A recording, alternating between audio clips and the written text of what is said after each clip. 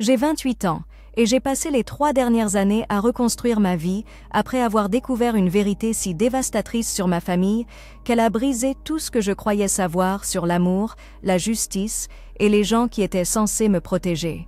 Aujourd'hui, je partage cette histoire non seulement pour guérir, mais parce que je sais qu'il y en a d'autres là-bas qui ont ressenti la piqûre d'être l'enfant moins favorisé, celui qui a toujours dû prouver sa valeur en regardant un frère ou une sœur recevoir un soutien et une grâce inconditionnelle. Je m'appelle Sarah, et pendant 5 ans, j'ai payé à mes parents 800 $ par mois pour vivre dans le sous-sol de leur maison de banlieue, pendant que ma sœur aînée, Emma, vivait à l'étage complètement sans payer de loyer. Je me justifiais dans mon esprit parce qu'Emma était soi-disant en difficulté, avait soi-disant besoin d'aide pour se remettre sur pied après son divorce. Je me disais que mes parents étaient juste compatissants, qu'ils l'aidaient à traverser une période difficile et que ma contribution aidait à maintenir la stabilité du foyer familial.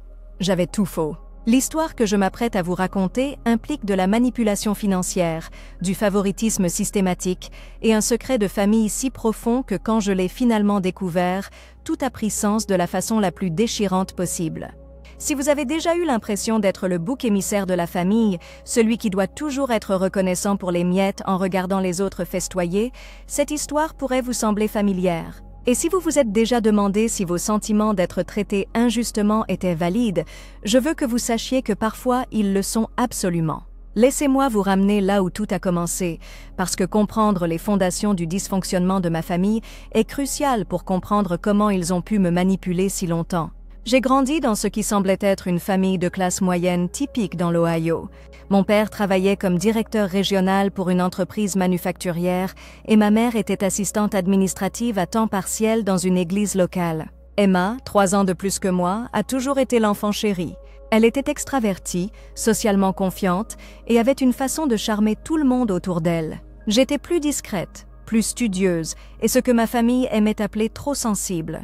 Le favoritisme n'était pas subtil. Quand Emma voulait prendre des cours de danse, des leçons d'art ou participer à des voyages scolaires coûteux, l'argent était toujours disponible. Quand j'exprimais de l'intérêt pour des activités similaires, on me disait qu'on devait être plus prudent avec les finances. Quand Emma a eu sa première voiture à 16 ans, c'était une célébration. Quand j'ai eu 16 ans, on m'a dit que je pouvais commencer à économiser pour ma propre voiture. Quand Emma avait des difficultés à l'école, on engageait immédiatement des professeurs particuliers. Quand j'avais des difficultés, on me disait que je devais faire plus d'efforts. J'ai intériorisé ces messages profondément. Je croyais qu'Emma méritait plus parce qu'elle était plus précieuse, plus sympathique, plus digne d'investissement. J'ai travaillé à temps partiel pendant le lycée pour payer mes propres dépenses et j'étais fière de mon indépendance. Je pensais que cela forgeait mon caractère. Je pensais que mes parents m'enseignaient des leçons précieuses sur l'autonomie. Après le lycée, j'ai reçu une bourse partielle pour une université d'État, mais j'avais encore besoin d'aide pour les frais de subsistance. Mes parents m'ont dit qu'ils n'avaient pas les moyens de me soutenir, alors j'ai travaillé dans 2 emplois tout en maintenant un programme complet de cours. Pendant ce temps, Emma fréquentait une université privée plus chère, et mes parents couvraient entièrement ses frais de scolarité, son logement et son argent de poche. Quand j'ai questionné cette disparité, ma mère m'a expliqué qu'Emma avait besoin de plus de soutien parce qu'elle n'était pas aussi naturellement disciplinée que moi. Elle a dit qu'ils étaient fiers de mon indépendance et ne voulaient pas encourager la dépendance chez moi comme ils pourraient le faire chez Emma. J'ai obtenu mon diplôme en comptabilité et j'ai immédiatement trouvé du travail dans un cabinet régional. J'avais 22 ans, je vivais dans un petit appartement et je remboursais lentement mes prêts étudiants. Emma a obtenu son diplôme 1 an plus tard avec un diplôme en communication et est retournée vivre chez nos parents pendant qu'elle réfléchissait à ses prochaines étapes. Elle a vécu avec nos parents pendant 2 ans sans payer de loyer avant de rencontrer et d'épouser Jake, un agent immobilier prospère. Pendant 3 ans, Emma et Jake ont vécu dans une belle maison en banlieue. Je leur rendais visite régulièrement et tout semblait parfait. Emma était devenue une influenceuse sur les réseaux sociaux avec un public modeste, documentant sa vie parfaite en apparence. Elle postait des photos de soirées en amoureux, de rénovation de maisons et d'achats de luxe. J'étais sincèrement heureuse pour elle, même si je continuais à vivre d'un salaire à l'autre dans mon studio. Puis le monde d'Emma s'est effondré. Jake a été arrêté pour détournement de fonds. La maison a été saisie, les actifs ont été gelés et Emma s'est retrouvée avec rien d'autre que des dettes et un scandale très public. Elle est retournée chez nos parents et je me suis mobilisée autour d'elle avec le reste de la famille. Je lui apportais des courses, l'aidais à naviguer dans les complexités juridiques et lui offrais un soutien émotionnel pendant ce qui était clairement la pire période de sa vie. 6 mois plus tard, quand Emma semblait se remettre sur pied, j'ai fait face à ma propre crise. Le cabinet comptable où je travaillais a été racheté par une plus grande entreprise et mon poste a été supprimé. J'avais quelques économies, mais pas assez pour couvrir à la fois le loyer de mon appartement et la période de recherche d'emploi que j'anticipais. J'étais anéantie et gênée d'avoir besoin d'aide. Quand j'ai demandé à mes parents si je pouvais temporairement revenir habiter chez eux, ils ont été étonnamment accueillants. Ils ont dit qu'ils seraient ravis de m'avoir là, que ce serait bien pour Emma d'avoir mon soutien pendant cette période difficile et que nous pourrions trouver un arrangement équitable. Cet arrangement équitable, ont-ils expliqué, serait 800 $ par mois pour la chambre au sous-sol, plus participer aux frais du ménage et aider avec les tâches domestiques. J'étais perplexe par cette exigence de loyer puisqu'Emma ne payait rien, mais mes parents ont expliqué qu'Emma faisait face à des problèmes juridiques et à un traumatisme, alors que moi, j'étais simplement entre 2 emplois. Ils ont dit que ce ne serait pas juste d'attendre de quelqu'un dans la situation d'Emma qu'elle paie un loyer, mais que moi, j'étais capable de contribuer. Ils ont présenté cela comme un moyen de m'aider à maintenir mon indépendance et ma dignité. J'ai accepté parce que j'avais besoin du logement, et 800 $, c'était moins que le loyer de mon appartement. J'ai emménagé au sous-sol, que mes parents avaient aménagé en chambre et salon de base. C'était assez confortable, mais c'était clairement un sous-sol. Emma avait son ancienne chambre d'enfance à l'étage, magnifiquement décorée et spacieuse. Les premiers mois étaient gérables. J'ai trouvé un nouvel emploi en 6 semaines, et avoir un logement stable pendant la transition a été vraiment utile. Emma et moi nous entendions bien et j'avais l'impression de contribuer à la stabilité de la famille. Je préparais le dîner plusieurs fois par semaine, aidais avec l'entretien de la maison et apportais un soutien émotionnel à Emma pendant qu'elle naviguait dans ses procédures de divorce. Mais au fil des mois qui se sont transformés en années, j'ai commencé à remarquer des choses qui me dérangeaient. Emma ne cherchait pas activement d'emploi. Elle passait ses journées à travailler sur son contenu de réseaux sociaux et faisait occasionnellement des publications sponsorisées, mais elle ne gagnait pas un revenu substantiel. Quand j'ai demandé au sujet de sa recherche d'emploi, elle a dit qu'elle se concentrait sur sa guérison et la reconstruction de sa marque. Mes parents soutenaient cela complètement, louant souvent sa résilience et sa créativité. Pendant ce temps, on s'attendait à ce que je maintienne mes paiements de loyer sans faute. Quand j'ai été malade avec la grippe et que j'ai manqué 3 jours de travail, mes parents m'ont rappelé que les factures ne s'arrêtent pas pour la maladie. Quand j'ai demandé si je pouvais payer le loyer quelques jours en retard à cause d'une réparation de voiture, ils ont exprimé leur déception envers ma planification financière. Le 2 poids 2 mesures devenait impossible à ignorer. J'ai aussi remarqué qu'Emma faisait des achats qui semblaient incohérents avec quelqu'un qui avait des difficultés financières. Elle achetait régulièrement de nouveaux vêtements, se faisait coiffer professionnellement toutes les 6 semaines et sortait souvent dans des restaurants chers avec des amis. Quand j'ai mentionné que ces dépenses semblaient importantes pour quelqu'un qui ne travaillait pas, mes parents ont expliqué qu'Emma avait besoin de ces petits luxes pour maintenir sa santé mentale et ses liens sociaux. 2 ans ont passé. Le divorce d'Emma a été finalisé et elle a reçu un règlement modeste. Elle en a utilisé une partie pour acheter une nouvelle voiture et elle a commencé à parler de déménager un jour, mais il n'y avait pas d'échéancier. Je payais toujours 800 $ par mois et je commençais à me sentir prise au piège. Je voulais déménager, mais j'avais du mal à économiser de l'argent pour une caution et le premier mois de loyer tout en maintenant mes dépenses actuelles. Le point de rupture est arrivé pendant la 3e année de cet arrangement. J'avais fait des heures supplémentaires pour économiser de l'argent pour mon propre appartement et j'étais enfin près d'avoir assez pour déménager. J'étais épuisée de travailler 10 heures par jour et de maintenir mes contributions au ménage et je ressentais de plus en plus d'amertume face à la disparité des attentes. Un soir, j'ai entendu Emma au téléphone avec une amie, parlant de ses projets pour voyager en Europe pendant 1 mois. Elle discutait d'hébergement, de réservation de restaurants et de plans shopping. Le voyage avait l'air cher et j'étais stupéfait que quelqu'un supposément en difficulté financière planifie des vacances si élaborées. Quand j'ai demandé à Emma au sujet du voyage, elle a dit qu'elle en avait besoin pour sa santé mentale et qu'elle avait économisé de l'argent grâce à ses publications sponsorisées. Quand j'ai demandé comment elle avait pu économiser de l'argent sans payer de loyer, elle a eu l'air confuse et a dit que ce n'était pas sa responsabilité. Quand j'ai insisté davantage, demandant comment c'était juste que je paie un loyer pendant qu'elle voyageait en Europe, elle est devenue défensive et a dit que nos situations étaient différentes. J'ai décidé d'avoir une conversation avec mes parents au sujet de la disparité croissante. J'avais vécu dans leur maison pendant 3 ans, payant près de 30 000 $ de loyer pendant qu'Emma n'avait rien payé. J'ai expliqué que je sentais que l'arrangement était devenu injuste et que j'avais besoin de comprendre le raisonnement derrière les attentes différentes.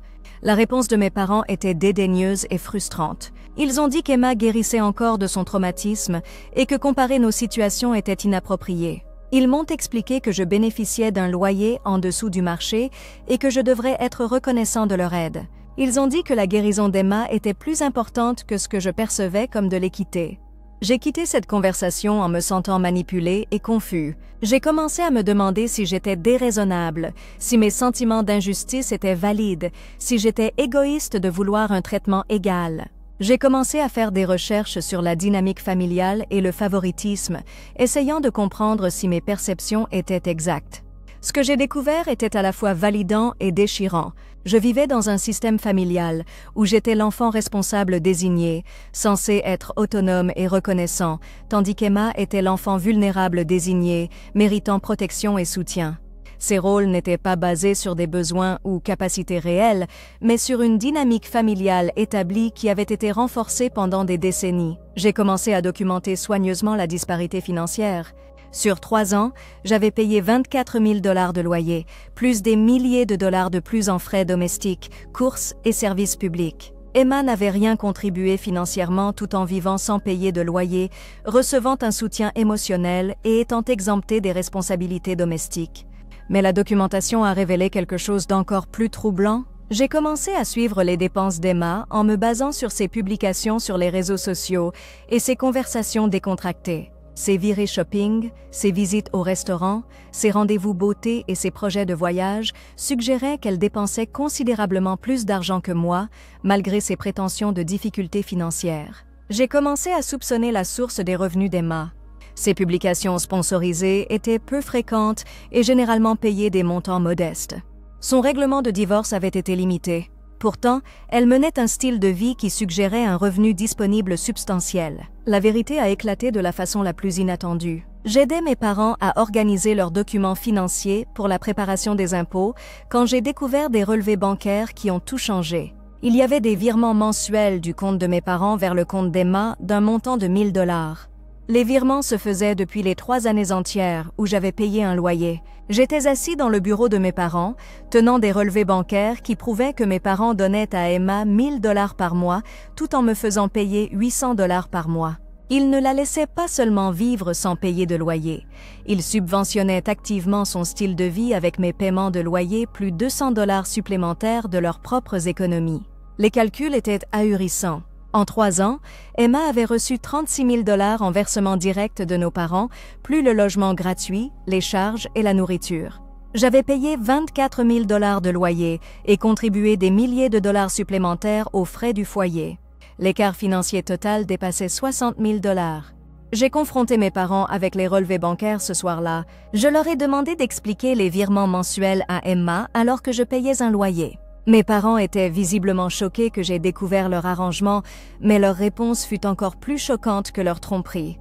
Ma mère m'a expliqué qu'Emma avait besoin de cet argent pour préserver sa dignité et ses liens sociaux pendant sa convalescence. Mon père a dit qu'Emma avait suffisamment souffert et méritait du soutien. Ils ont dit que l'argent aidait Emma à reconstruire sa vie et que c'était temporaire. Quand j'ai demandé pourquoi il ne m'avait pas parlé de ses versements, ma mère a dit que ça ne me regardait pas et qu'Emma avait demandé la confidentialité concernant ses finances. Quand j'ai demandé pourquoi je payais un loyer alors qu'Emma recevait de l'argent, mon père a dit que nos situations étaient différentes et que j'étais capable de subvenir à mes besoins. Je leur ai demandé directement s'ils comprenaient que mes paiements de loyer finançaient essentiellement l'allocation d'Emma. Ma mère est devenue sur la défensive et a dit que ce n'était pas comme ça qu'ils voyaient les choses. Mon père a dit que les 2 arrangements aidaient leur fille et que j'étais égoïste de faire des comparaisons. La conversation s'est envenimée quand j'ai demandé s'il trouvait cet arrangement équitable. Ma mère a dit que l'équité ne consistait pas à traiter tout le monde de la même façon, mais à donner à chaque enfant ce dont il avait besoin. Mon père a dit que j'avais toujours été plus débrouillarde et qu'Emma avait besoin de plus de soutien. Je leur ai demandé s'ils aimaient Emma plus que moi. Ma mère a dit que c'était terrible de poser cette question et qu'ils nous aimaient différemment. Mon père a dit qu'Emma était plus vulnérable et que j'étais plus forte. Le coup de grâce est arrivé quand j'ai demandé s'ils m'auraient aidé si j'avais été dans la situation d'Emma. Mes parents se sont regardés, mal à l'aise, avant que ma mère dise que j'aurais géré les choses différemment et que je n'aurais pas eu besoin du même niveau de soutien. J'ai réalisé à ce moment-là que mes parents croyaient sincèrement qu'Emma méritait plus de soutien, plus d'argent, plus de compassion et plus d'attention que moi. Ils croyaient cela non pas à cause des circonstances, mais à cause de différences fondamentales dans la façon dont ils valorisaient leur fille. J'ai dit à mes parents que j'avais besoin de temps pour digérer cette information et que je déménagerais dès que possible. Ma mère a dit que j'exagérais et que je devrais être reconnaissante pour l'aide qu'ils m'avaient apportée. Mon père a dit que je faisais du théâtre et que chaque famille avait ses propres arrangements. J'ai passé les 2 semaines suivantes à chercher un appartement avec une urgence nouvelle. J'ai trouvé un petit endroit confortable dans mes moyens et j'ai organisé mon déménagement dans le mois. Je n'ai pas parlé à Emma des relevés bancaires au début, mais je lui ai dit que je déménageais et que je sentais que la dynamique familiale était devenue malsaine pour moi.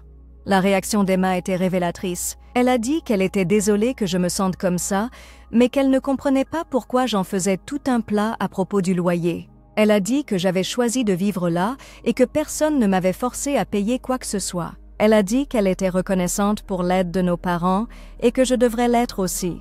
J'ai réalisé qu'Emma soit ne savait rien des virements mensuels, soit s'en fichait de cette disparité. Dans tous les cas, son manque d'empathie pour ma situation était évident. J'ai déménagé un samedi de mars et je me suis sentie à la fois libérée et le cœur brisé. J'étais libre des rappels quotidiens de favoritisme, mais je quittais aussi la famille que j'avais toujours essayé si fort de contenter. Les premiers mois dans mon nouvel appartement ont été émotionnellement difficiles. Je digérais non seulement la manipulation financière, mais des années de favoritisme subtil et flagrant. Je pleurais la famille que je croyais avoir et j'apprenais à accepter la famille que j'avais réellement. J'ai commencé à voir une thérapeute spécialisée dans les systèmes familiaux et la violence psychologique. Elle m'a aidé à comprendre que ce que j'avais vécu était une forme de violence financière combinée à un favoritisme systématique. Elle a expliqué que les familles désignent souvent un enfant comme le responsable qui prend soin des autres et un autre comme celui qui est vulnérable et a besoin de protection, et que ces rôles ne sont pas basés sur les capacités ou besoins réels. Grâce à la thérapie, j'ai commencé à comprendre que le traitement de mes parents envers Emma et moi n'était pas une question d'amour ou de soutien, mais de contrôle et de schéma établi. Ils avaient créé un système où Emma était récompensée pour sa dépendance et moi punie pour mon indépendance. Ils avaient utilisé la manipulation financière pour maintenir ce système et pour nous garder toutes les deux, Emma et moi, liées à leur foyer. J'ai aussi commencé à comprendre que mes sentiments d'injustice étaient complètement valides. Je n'avais pas été trop sensible ou égoïste. J'avais réagi normalement à un traitement anormal. 6 mois après avoir déménagé, j'ai décidé de confronter Emma directement au sujet des paiements mensuels. Je l'ai rencontrée pour un café et je lui ai montré des copies des relevés bancaires. Je lui ai expliqué que nos parents lui donnaient 1 000 $ par mois tout en me facturant 800 $ par mois et que cet arrangement avait créé un écart de 60 000 $ sur 3 ans. La réaction d'Emma était un mélange de surprise et de défensive. Elle a dit qu'elle n'avait pas réalisé que je payais un loyer, ce qui était clairement faux compte tenu de nos conversations précédentes. Elle a dit que l'argent de nos parents l'aidait à reconstruire sa vie et qu'elle méritait du soutien après ce qu'elle avait traversé. Quand je lui ai demandé si elle pensait que l'arrangement était juste, elle a dit que l'équité ne concernait pas un traitement égal, mais des résultats égaux. Elle a dit que j'avais toujours eu plus de succès et qu'elle avait besoin de plus d'aide pour atteindre le même niveau. Je lui ai demandé si elle pensait que je méritais le même soutien qu'elle avait reçu. Elle a dit que je n'en avais jamais eu besoin et que j'étais plus forte qu'elle. Elle a dit que je devrais être fière de mon indépendance et que je devrais être reconnaissante que nos parents m'aient aidée en me fournissant un logement. La conversation s'est terminée avec Emma disant qu'elle ne comprenait pas pourquoi j'en faisais tout un plat à propos d'argent et que les familles devraient s'entraider sans tenir les comptes. Elle a dit qu'elle était déçue de moi de me concentrer autant sur l'équité au lieu d'être heureuse pour son rétablissement. J'ai quitté cette rencontre café en comprenant qu'Emma n'était soit pas disposée, soit incapable de reconnaître la disparité dans notre traitement. Elle avait intériorisé le récit familial selon lequel elle méritait plus de soutien et moi moins, et elle n'était pas intéressée à examiner si ce récit était juste ou exact. J'ai décidé de limiter mon contact avec Emma et mes parents pendant que je continuais à travailler sur mes sentiments en thérapie. Je n'étais pas prête à les couper complètement, mais j'avais besoin d'espace pour guérir et établir des limites. Pendant cette période de contact limité, quelque chose d'inattendu s'est produit.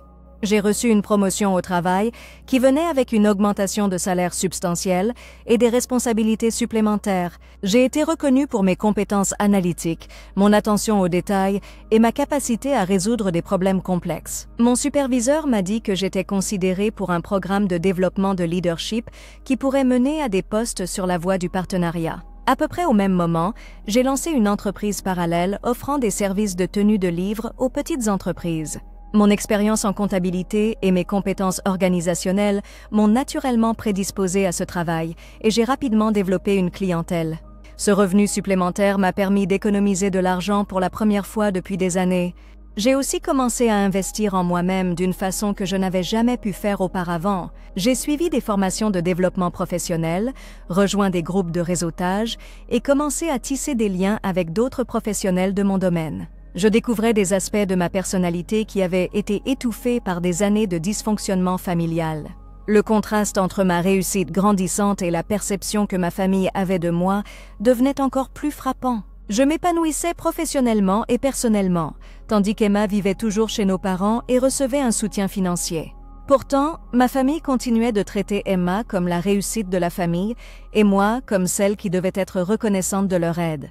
L'affrontement final a eu lieu lors de la célébration du 40e anniversaire de mariage de mes parents. Emma avait organisé une fête surprise dans un restaurant local et j'étais invitée à y assister. J'ai hésité à y aller, mais j'ai décidé que je voulais voir ma famille élargie et que j'étais assez forte pour gérer les dynamiques qui pourraient survenir. La fête était magnifique et Emma avait manifestement mis beaucoup d'efforts dans son organisation. Elle a prononcé un discours touchant sur l'amour et le soutien de nos parents et les a remerciés d'avoir toujours été là pour leur fille. Elle a parlé de sa reconnaissance pour leur aide pendant sa période difficile et de sa fierté d'être leur fille. Quand mon tour est venu de parler, j'ai gardé mes remarques brèves et positives. J'ai remercié mes parents pour leur amour et leur soutien et je leur ai souhaité du bonheur pour leurs années de retraite. Je n'ai pas mentionné la disparité financière ou les années de favoritisme, mais je n'ai pas non plus fait semblant que nos relations étaient parfaites. Après la célébration officielle, j'étais en train de discuter avec mon oncle et ma tante quand ma mère s'est approchée de moi. Elle a dit qu'elle était fière de voir à quel point j'allais bien et qu'elle était contente que j'aie trouvé le succès. Elle a dit qu'elle avait toujours su que j'étais capable de me débrouiller seule et qu'elle était heureuse de me voir prospérer. Je l'ai remerciée pour le compliment, mais j'ai aussi dit que j'aurais aimé qu'elle montre la même confiance dans les capacités d'Emma. J'ai dit que je croyais qu'Emma aurait eu tout autant de succès si on avait attendu d'elle qu'elle soit indépendante et autonome.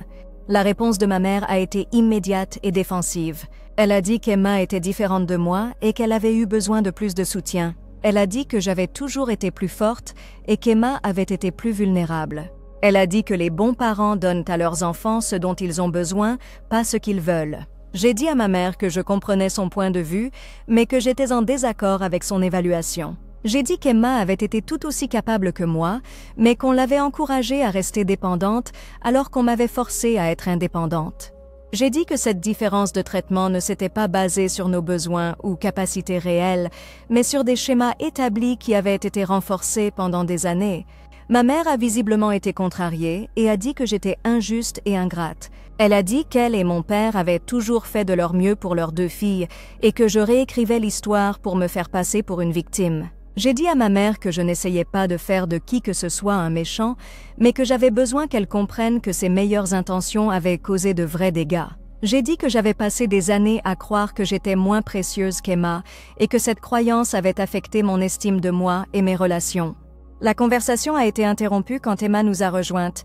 Elle a demandé de quoi nous parlions et ma mère a expliqué que j'étais contrariée par les arrangements financiers de l'époque où je vivais à la maison. Emma a dit qu'elle pensait que nous avions tourné la page là-dessus et qu'elle était déçue que je me concentre encore sur l'argent. J'ai dit à Emma que ce n'était pas une question d'argent, mais du message que cette disparité financière avait envoyé sur notre valeur respective.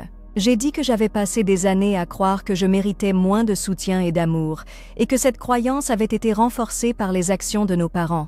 Emma a dit qu'elle ne comprenait pas pourquoi j'en faisais tout un plat pour quelque chose qui l'avait aidée pendant une période difficile. Elle a dit qu'elle avait été reconnaissante du soutien de nos parents et que je devrais être heureuse pour elle au lieu de faire des comparaisons. J'ai demandé à Emma si elle pensait que c'était juste que j'ai payé un loyer alors qu'elle recevait de l'argent. Elle a dit que nos situations avaient été différentes et que les comparaisons n'étaient pas utiles. Elle a dit qu'elle se remettait d'un traumatisme et que moi je construisais ma carrière. J'ai demandé à Emma si elle pensait que je méritais le même soutien qu'elle avait reçu. Elle a dit que je n'en avais jamais eu besoin et que j'étais plus forte qu'elle. Elle a dit que je devrais être fière de mon indépendance et que je devrais être reconnaissante que nos parents m'aient aidée à devenir autonome. Mon père a rejoint la conversation à ce moment-là et il a dit qu'il était déçu que je ressasse de vieux griefs lors d'une célébration. Il a dit que j'étais égoïste et que je gâchais la soirée pour tout le monde. J'ai réalisé que rien de ce que je pourrais dire ne changerait leur point de vue.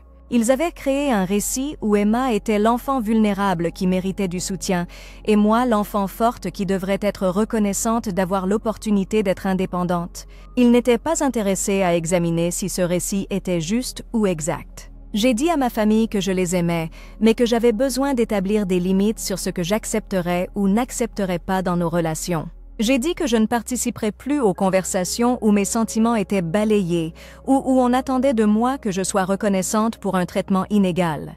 J'ai dit que je voulais avoir des relations avec eux tous, mais que ces relations devraient être basées sur le respect mutuel et la reconnaissance du mal passé. J'ai dit que je ne leur demandais pas de changer leur relation avec Emma, mais que j'avais besoin qu'ils comprennent que leur traitement envers moi avait été injuste et avait causé une vraie souffrance.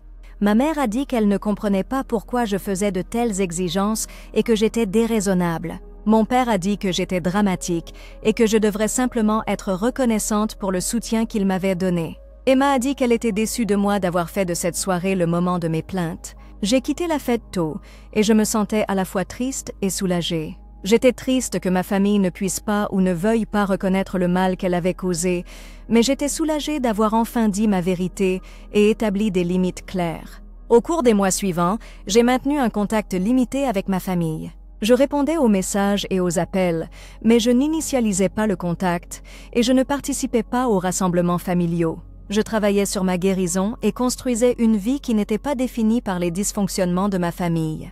Pendant cette période, mon succès professionnel a continué de croître. J'ai été acceptée dans le programme de développement du leadership de mon entreprise et mon activité parallèle générait des revenus supplémentaires substantiels. J'ai pu économiser de l'argent, voyager et investir dans des expériences qui m'apportèrent de la joie. J'ai aussi commencé à construire des amitiés plus profondes avec des gens qui appréciaient mes forces et n'abusaient pas de ma générosité. J'apprenais à reconnaître les relations saines et à éviter les gens qui s'attendaient à ce que je sois reconnaissante pour des miettes. 1 an après la fête d'anniversaire, j'ai reçu un appel inattendu de mon père. Il a dit que ma mère et lui avaient parlé de notre relation et qu'il voulait mieux comprendre mon point de vue. Il a dit qu'ils étaient prêts à faire une thérapie familiale pour résoudre nos problèmes. Cette proposition m'a surpris, mais j'étais aussi prudent. J'ai dit à mon père que j'appréciais sa volonté d'essayer, mais que j'avais besoin de voir des preuves d'un changement authentique avant d'être prêt à investir dans la reconstruction de notre relation. J'ai suggéré qu'on commence par une thérapie individuelle pour chacun d'eux, suivie d'une thérapie familiale s'ils étaient prêts à faire le travail nécessaire. J'ai dit que j'avais besoin qu'ils comprennent que leur traitement envers Emma et moi avait été injuste et que cette injustice avait causé de vrais dégâts. Mon père a accepté de considérer cette approche et nous avons terminé l'appel avec un plan provisoire d'explorer une thérapie familiale dans l'avenir. J'étais prudemment optimiste, mais j'étais aussi réaliste quant au défi de changer des schémas établis depuis des décennies. 6 mois plus tard, Emma m'a appelé pour me dire qu'elle était enfin prête à déménager de chez nos parents. Elle avait été acceptée dans un programme de maîtrise en travail social et elle était enthousiasmée à l'idée de commencer un nouveau chapitre de sa vie. Elle a dit qu'elle était reconnaissante du soutien de nos parents et qu'elle était prête à être plus indépendante. J'étais sincèrement heureux de la décision d'Emma de poursuivre ses études supérieures et je lui ai dit que j'étais fière d'elle pour avoir franchi cette étape.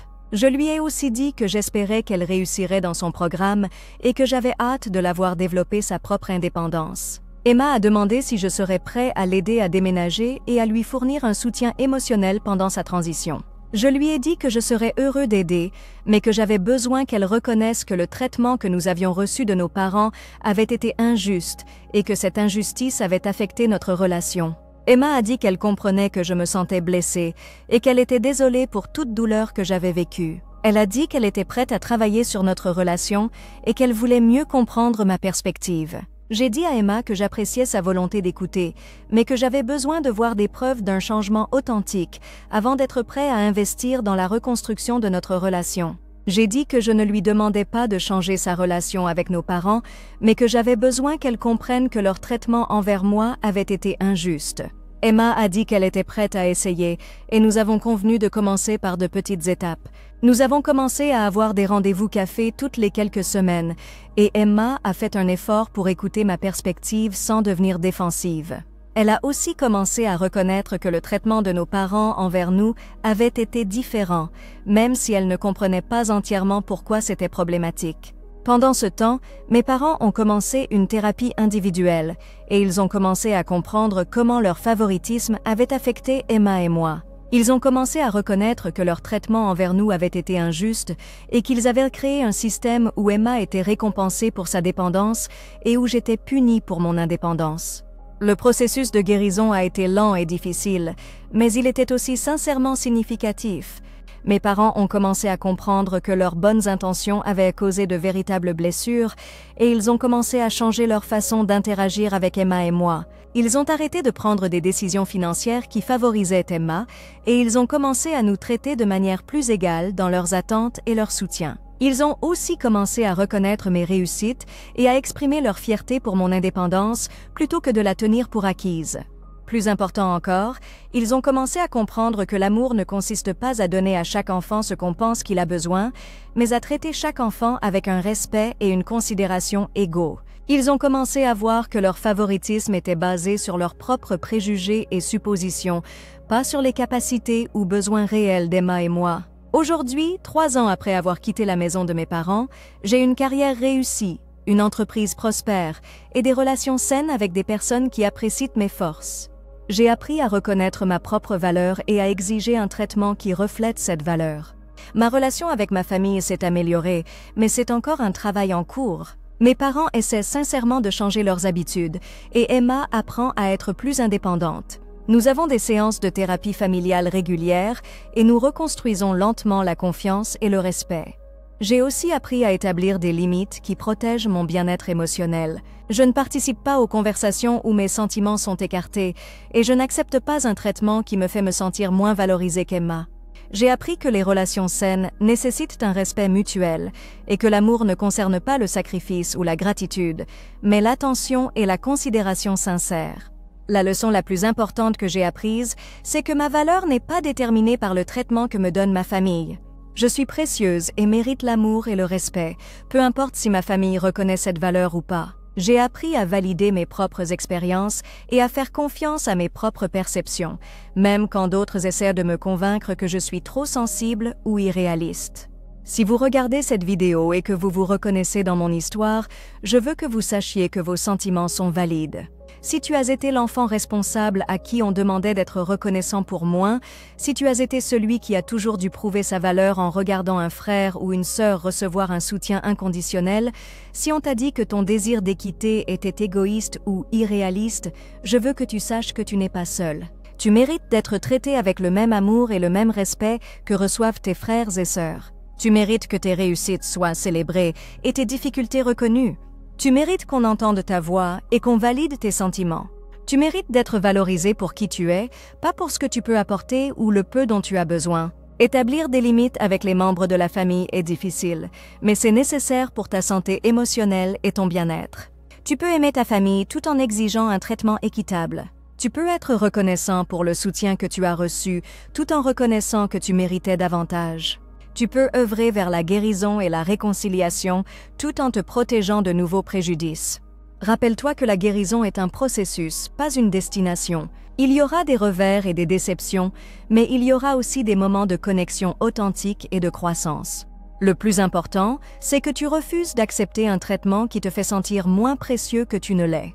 Je partage cette histoire parce que je veux que d'autres personnes qui ont vécu le favoritisme familial sachent qu'elles ne sont pas folles, qu'elles ne sont pas égoïstes et qu'elles n'exagèrent pas. Tes expériences sont valides, tes sentiments sont légitimes et ton désir d'équité est raisonnable. Je veux aussi dire que bien que mon histoire ait une fin relativement positive, toutes les relations familiales ne peuvent pas être guéries. Parfois, le choix le plus sain est de maintenir une distance avec les membres de la famille qui refusent de reconnaître leur comportement nuisible. Parfois, l'amour signifie se protéger des gens qui nous blessent, même si ces gens sont de la famille. Quelle que soit ta situation, rappelle-toi que tu as une valeur qui existe indépendamment de la reconnaissance de ta famille. Tu as des forces et des capacités qui méritent d'être reconnues et célébrées. Tu as le droit d'être traité avec respect et considération et tu as le pouvoir de créer une vie qui reflète ta valeur. Merci d'avoir écouté mon histoire. Si tu as vécu des expériences similaires avec le favoritisme familial ou la manipulation financière, partage ton histoire dans les commentaires. Je lis chaque commentaire et je veux que tu saches que ta voix compte et que tes expériences sont valides. Si cette vidéo t'a touché, n'hésite pas à liker et t'abonner. Créer ce type de contenu m'aide à continuer ma guérison et j'espère que cela aidera d'autres personnes qui vivent des expériences similaires. N'oubliez pas que vous n'êtes pas seul, vous n'êtes pas fou et vous méritez tellement mieux que des miettes.